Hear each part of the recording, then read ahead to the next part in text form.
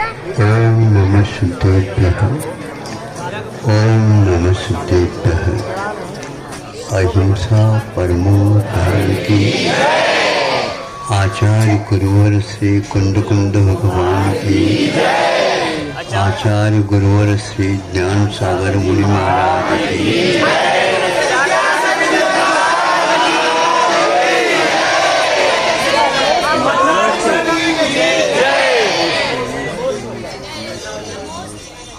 इन दिनों जहाँ जहाँ से संग आ रहा है, आजू बाजू की जनता जैन जैनेतर इस बात से अवगत होते हुए प्रभावित होती आ रही है, जिसके लिए हम आज तक धारणा बनाए हुए थे और अच्छे व्यक्तियों के द्वारा वह धारणा बनाई जा रही है, अभी भी है। जैसे शुगर की बीमारी के लिए आप लोग तो अवगत है ही, अभ्यस्त है ही, परिचित है ही और पैसे देने के लिए भी तैयार हैं और कष्ट सहन करने के लिए भी तैयार है। सभी व्यक्तियों के मुख से मैंने भी सुना था इस शुगर जिसको मधुमेह बोलते हैं, इससे यदि पिंड छूटना है तो बहुत मुश्किल है। ये तो राज रोग है और आप इसके लिए सब कुछ देने के लिए तैयार है और आपसे सब कुछ लेने के लिए वो भी तैयार है। दोनों का सौदा हो चुका है, लेकिन सिद्धांत में हमें कहाँ पर गड़बड़ियाँ चल रही है ये देखना आवश्यक है। किससे वह होता है, किससे वह रुक सकता है। प्राय करके ये बताया जाता है तुम थोड़े थोड़े थोड़े थोड़े खाते रहो,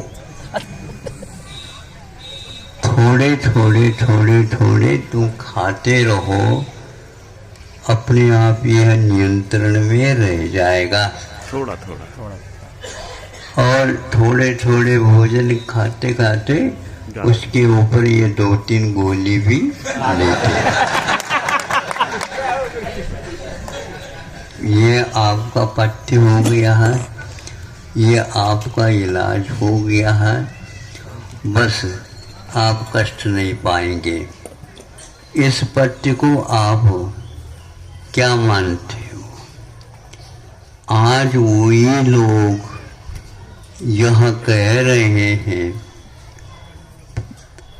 कि उपवास करने से शुगर की बीमारी के ऊपर नियंत्रण है।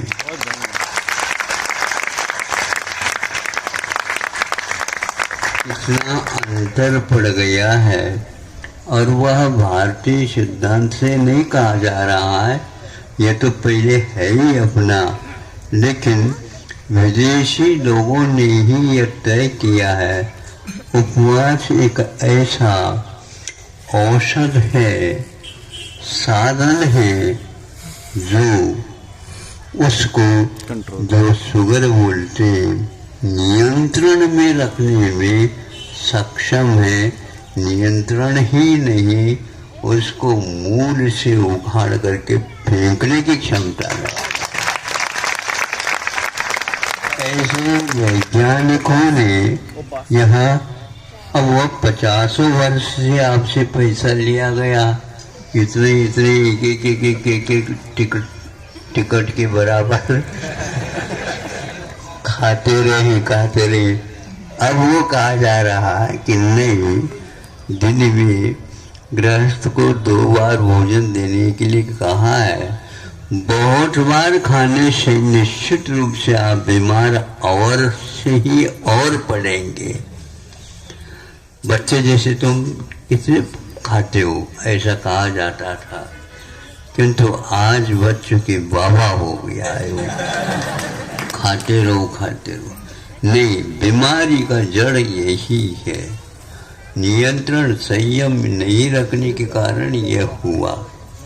अब हम आप ये बताना चाहते हैं, इससे आगे बढ़ करके एक जो कैंसर जैसे भयानक रोग भी हो जाता है, और इलाज ले करके आते। अब आप घर में बैठे रहो, जो कुछ आपसे मिलना था हमें और हमसे आपको, वो तो मिल चुका है। अब तो आगे आप भगवान भरोसे है, मतलब सुन रहे हो आप, भगवान का नंबर बाद में आता है। हाँ, क्योंकि वो तो अंतिम शस्त्र है। अब तो भगवान वचन करो। नरसिंहपुर का एक होनहार लड़का, क्या बात है, इस रोग से गुजरता था, और वह जो कुछ भी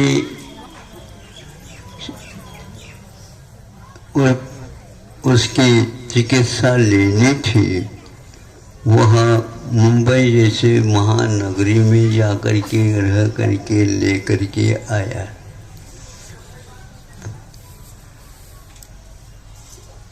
बाल सारे सारे उड़ गए, नहीं समझे। महाराज, बाल उड़ जाना तो सौभाग्य का प्रतीक है।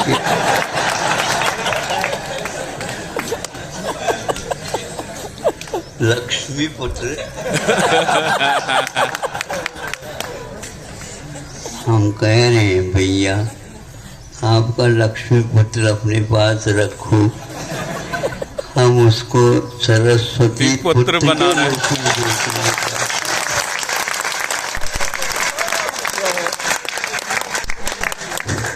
और उसको कहा कि घबराना नहीं, अपने को चारों प्रकार का, सुन रहे हो, चारों प्रकार के आहार का, अपने को चारों प्रकार का आहार का आज से त्याग। कोई कुछ भी कह दे, माता पिता भाई बहन नाते रिश्ते मित्र आदि आदि सब लोगों की बात तो तुम मान करके, पैसा भी लगा करके सब कुछ करके आए हो।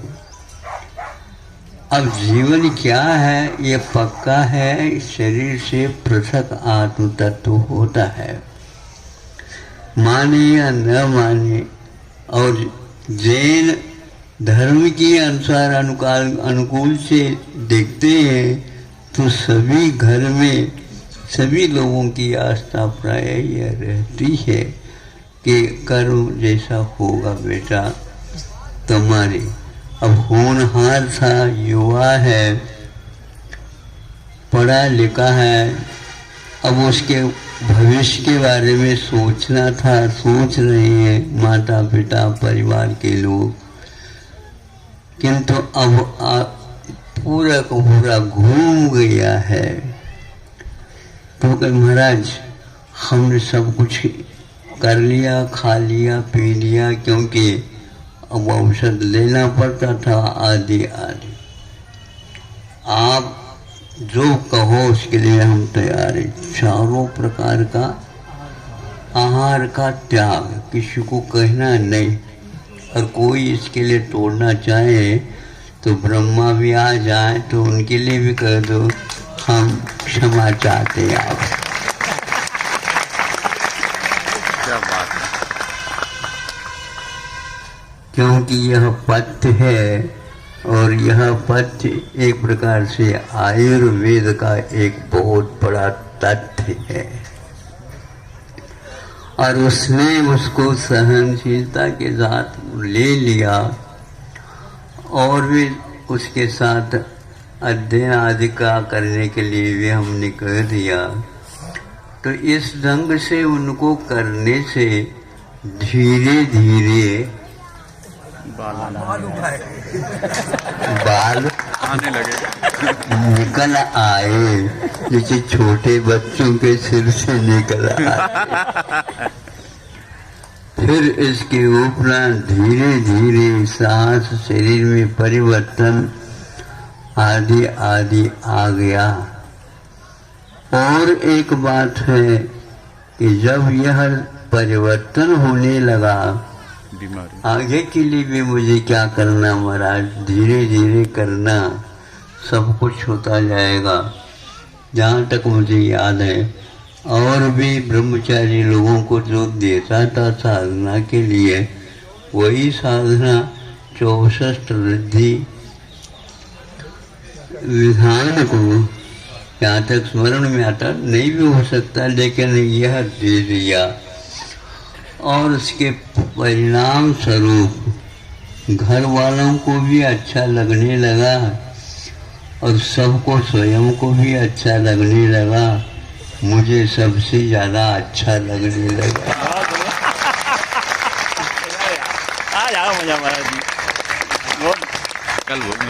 और धीरे धीरे साधना बढ़ाते बढ़ाते वह कहने लगा कि महाराज मेरे लिए कोई एक स्थान बता दो ताकि मैं रह सकूं।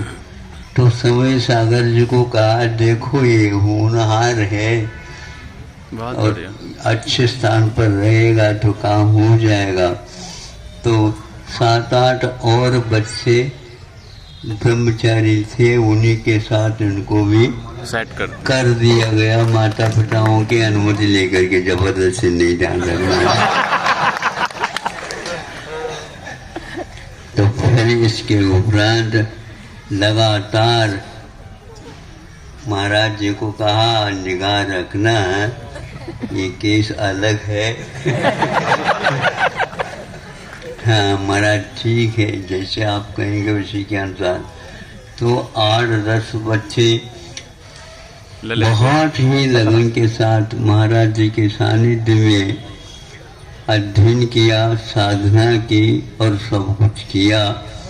योग से 2-3 वर्ष पूर्व में ललितपुर में दीक्षा से आए थे संघ, तो वहाँ पर पंच कल्याणक होना था और इन लोगों का एक साथ वहाँ पर दिगंबरी दीक्षा के साथ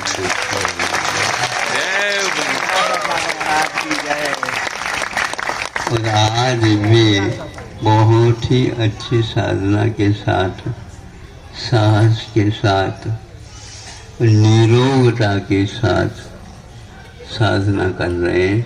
इसी प्रकार नरसिंहपुर की एक आरिका भी है, शाश्वत मती, वो भी आरिका भी इसी प्रकार असाध्य रोग से भी वह यही एकमात्र, चारों प्रकार का तो त्याग रहता ही है आरिकाओं को, और की भी साधना के लिए साधना करने से और वह नियंत्रण में रह जाता है, रहती है। आप लोग जल्दी जल्दी पैसा ज़्यादा होने से चले जाते हो, नहीं समझे, वहाँ जबलपुर में ठीक नहीं हो सकता, तो होगा तो आगे के जैसे नदी बढ़ती चली जाती है ना, वैसे बढ़ते चले, नदी का पात्र भी बढ़ता चला जाता है। उसी प्रकार आप लोगों का भी पैसे का पात्र भी बढ़ता जाता है। ज्यादा पैसा खर्च करेंगे, जल्दी ठीक होंगे, वह ठीक होगा। जैसे आप लोगों की आस्था, मैं आपकी आस्था को कभी खराब नहीं करना चाहता हूँ, लेकिन आपके आस्था को अवश्य फेल करने का साधन कौन सा है?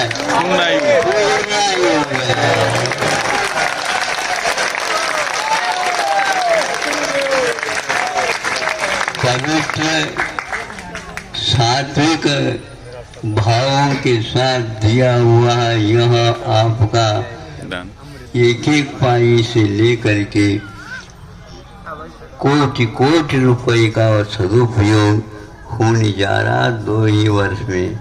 इसका संक्षेप से उद्देश्य है आज के नवयुवकों को आयुर्वेद में क्या क्षमता है ये बताना है। और 1 वर्ष में 100 छात्राएं और 1 वर्ष में 100 छात्र, इस प्रकार 200 को पढ़ा करके लिखा करके चिकित्सा के मार्ग पर लगा करके आप लोगों के करोड़ों रुपए जहाँ पर खर्च किए जा रहे हैं वहाँ पर सैकड़ों रुपए में ही चिकित्सा हो जाएगी। जो गरीब के लिए अमीर लोग एक प्रकार से बहुत ही अभिशाप जैसे सिद्ध हो रहे हैं, क्योंकि जब तक लाख रुपए करोड़ रुपए खर्च नहीं होगा ये रोग ठीक ही नहीं होगा। किंतु आयुर्वेद में लिखा हुआ है वह सैकड़ा की भी कोई आवश्यकता नहीं, केवल आस्था की बात है। आचार्य गुरुवर ने इसके प्रति बहुत आस्था रखते थे। जब कभी भी कुछ गड़बड़ हो तो आयुर्वेद के ही ओर देख करके उसके माध्यम से चिकित्सा करवाए जाते थे। तो वही आज अंतिम मंदिर बहुत सारे हो गए हैं। अब एक प्रकार से ये सरस्वती ही मंदिर समझ लो। इसमें सभी प्रकार के गर्भित हो जाएगा। इसमें शास्त्र दान तो है ही, उसके साथ साथ औषध दान आ गया। इसके साथ साथ एक प्रकार के आहार दान भी, शुद्ध आहार ही औषध है ऐसा कहा गया है। आप लोग किस चक्कर में पड़े हो। और इसके बार के बाद अंत में तो ये है एक अभय दान भी है। इस प्रकार चारों दानों से युक्त समन्वित ऐसे यहाँ आयुर्वेद के माध्यम से चिकित्सा पद्धति एकमात्र भारतीय प्राचीन पद्धति है। और यहाँ पूर्ण आयु इसलिए रखा है कि आयु हमें ज़्यादा नहीं चाहिए, जो मिली है पूर्ण हम जीते रहे हैं। और सरस्वती की भी हम सेवा करते रहे हैं। और इसी प्रकार वह आस्था जो हमारी आज तक सीमित हो गई थी अथवा क्षतिग्रस्त हो गई थी, उसको पुनः उसका जीर्णोद्धार करने का भाव रखते हैं। इतना ही कहना चाहता हूँ। प्रतिदिन ऐसे ही आंगन में आप लोग एकत्रित हो जाते हैं। मैं भी यहाँ से इस सूत्र से वहाँ उस सूत्र तक पहुँच जाता हूँ। कहाँ पर आ गया हूँ पता नहीं लग रहा है, लेकिन जनता को देखने से लगता है कि हाँ ये रास्ता गोपगांव की ओर जा रहा है।